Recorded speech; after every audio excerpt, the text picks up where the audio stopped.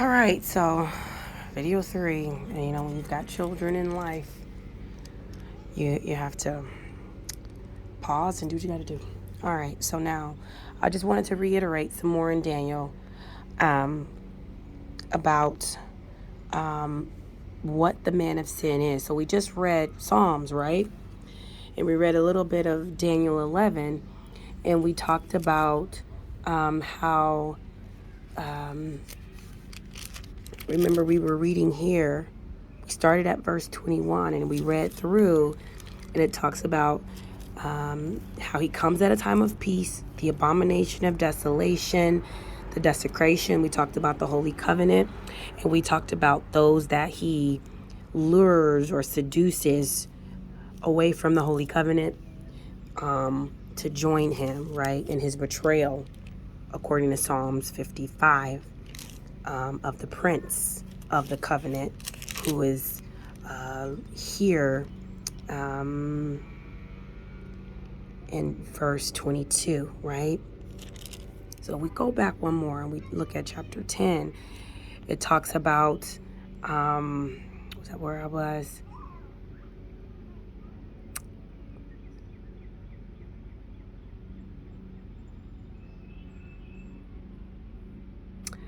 Maybe that's not where I was trying to go. Let me look here. Oh, I'm slow. All right, so now it's right here. I'm sorry, guys. I'm distracted. I know there's lots of debate about Daniel 9 here. I'm not going to debate those points. You might disagree. That's fine. But I believe when it talks about the people of the coming ruler will destroy the city and the sanctuary, I think that is a dual meaning prophecy. The end will come with a flood, and until the end there will be war. Desolations are decreed. He will make a firm covenant with many for 1 week. 1 week. And we know this is the last week because all the other weeks have already gone forth, and there's 1 week left, right? There's 70. And if you calculate this, I'm not going to do it right now. If you know your Bible, you already know. 62 plus 7 is 69 weeks. And we have 1 left. 1 week left, right? So for 1 week, it's the very last week. Now, there's been people who believe this was 70 AD. It cannot be that. And so they think this is fulfilled and that this week is already come and gone. No. The Antichrist will make a covenant at the beginning of the week. And then it says, but in the middle of the week. But in the middle of the week, right? He will put a stop to sacrifice and offering, and the abomination of desolation will be on a wing of the temple in the middle of the week. Now, let's go to Matthew 24. Let's get some more, okay? This is one of my favorite passages to read because this applies to the church. There's disagreement there. It's fine. We can disagree. So, they're asking him a question, right? While sitting on Mount of Olives, the disciples approached him privately and said, tell us, when will all these things happen? And what is the sign of your coming and the end of the age? Right? He comes on a cloud for harvest twice. He comes once for a battle at the end. So we know the context of what Jesus is responding to in the passages that follow. Okay, he talks about, watch out that no one deceives you, because there will be many messiahs that will come. There will be rumors of wars and wars.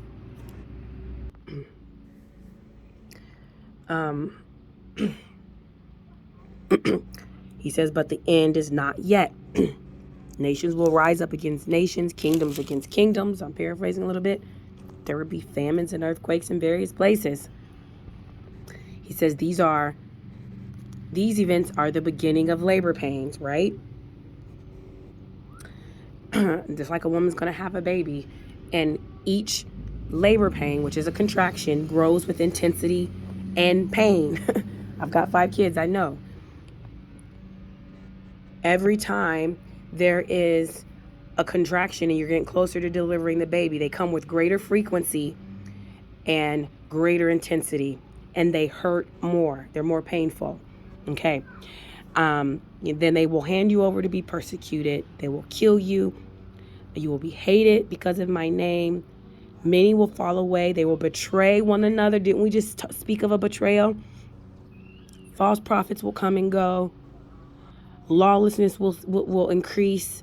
The love for many will grow cold. The love of many will grow cold for thy brethren, right? That's the golden rule. Second to loving God, we're to love our brethren, right? And that will even dissipate. And it says, this good news of the kingdom will be proclaimed in all the world as a testimony to all nations.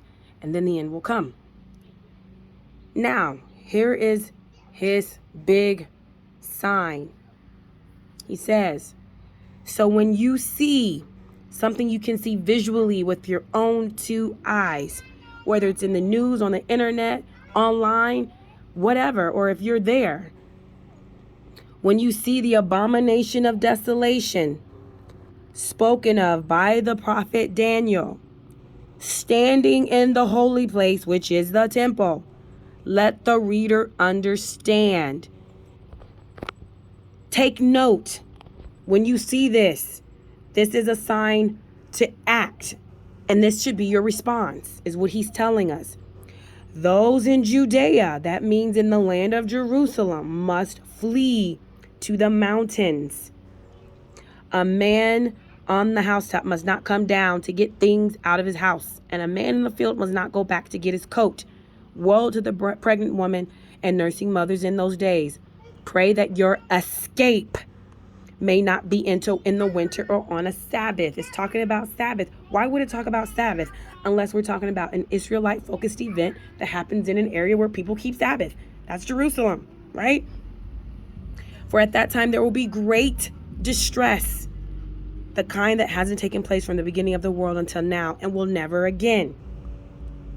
That's the tribulation. Unless those days were cut short, no one would be saved. But those days will be cut short because of the elect. And here, in this context, the elect is not the church. The elect is the remnant of Israel, the elect remnant of Israel that will survive the tribulation. Because why? They will go hiding in the wilderness as Jesus instructed them to do. And he will cover them and protect them and nourish them in the wilderness for a time, times, and half a time. See how scripture builds on itself. See how it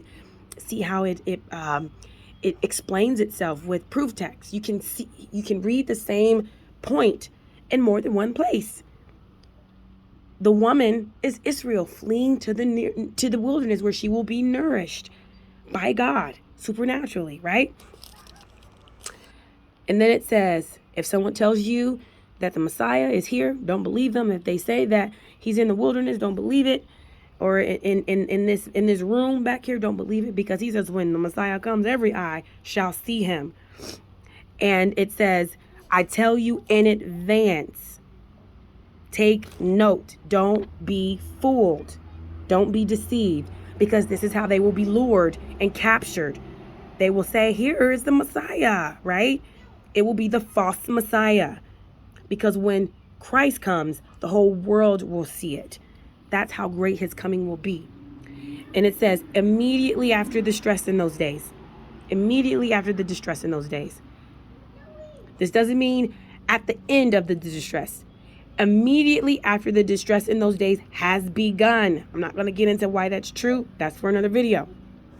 Just go with me. The moon will not shed its light. The stars will fall from the sky, and the powers of the heaven will be shaken. Listen to these signs. The moon will not shed its light. The sun will be darkened. And it says stars, which are angels, will fall from the sky. and the powers of the heaven will be shaken. Remember, Satan is called the morning star. He's a fallen angel. Star means angel. Then the sign of the Son of Man will appear in the sky, and then all the peoples of the earth will mourn, and they will see the Son of Man coming in the clouds of heaven. This is Jesus with power and great glory. He will send out his angels with a loud trumpet, and they will gather his elect from the four winds, from one end of the sky to the other.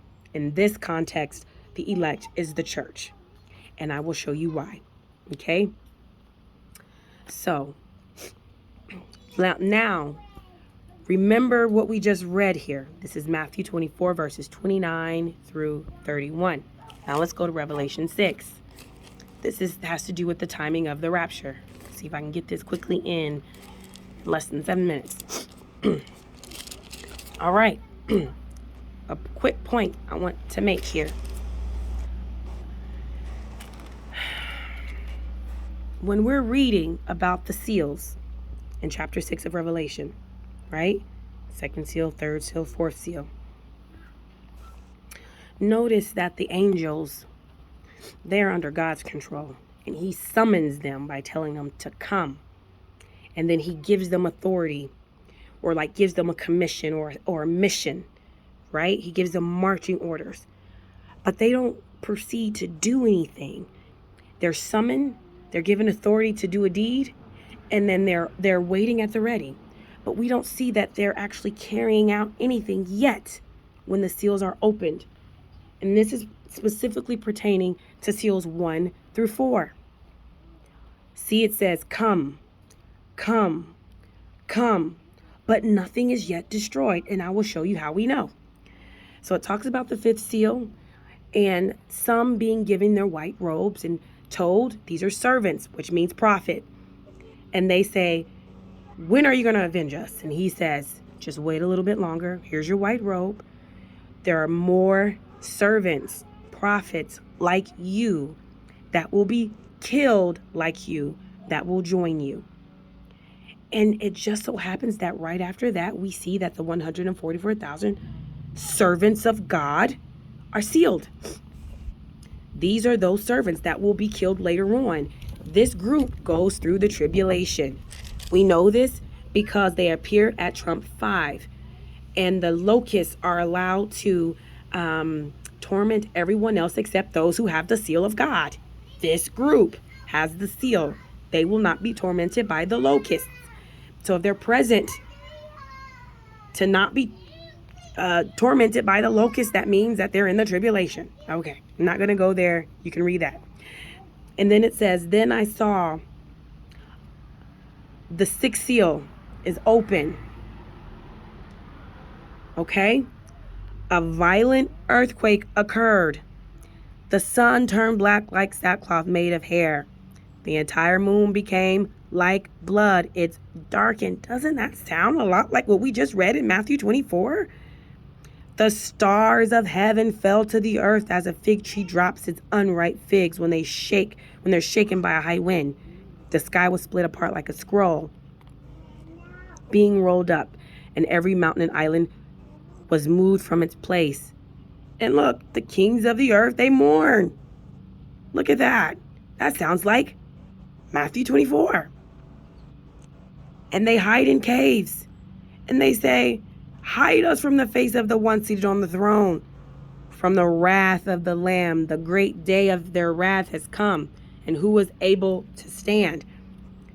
But then, chapter 7, it says, next John sees 4 angels standing at the 4 corners of the earth, restraining 4 winds, so that no wind could blow on the earth, or on the sea, or on any tree.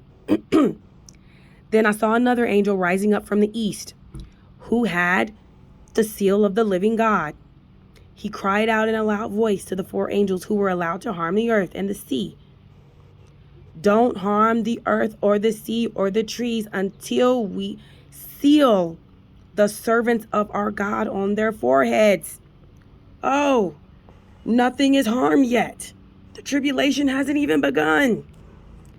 These angels, 4 of them were summoned to come. And look, we have 4 angels who were given authority to destroy. These same 4 angels are now restraining the 4 winds. They haven't harmed anything because they say, wait, we got to seal the servants first. And they proceed to seal them. Now they're all sealed. So what could that mean? They release the 4 winds and they proceed to do the destruction that they have been given authority to carry out. And right after they're sealed, who do we see in heaven? Let's read. Go ahead. After this, I looked, and there was a vast multitude from every nation, tribe, people, and language, which no one could number, standing before the throne and before the Lamb. They were clothed in white, given palm branches. This is the church, guys. This is the church. No, not tribulation saints. This is the church. And I have another book that I would read out of to let you know that, but I'm not going to go fish it out because it's upstairs in my room right now. All right. That's the church. He says these are the ones coming out of the great tribulation. They washed their robes and made them white with the blood of the Lamb. This word, the, think about it. The abomination of desolation has happened, right?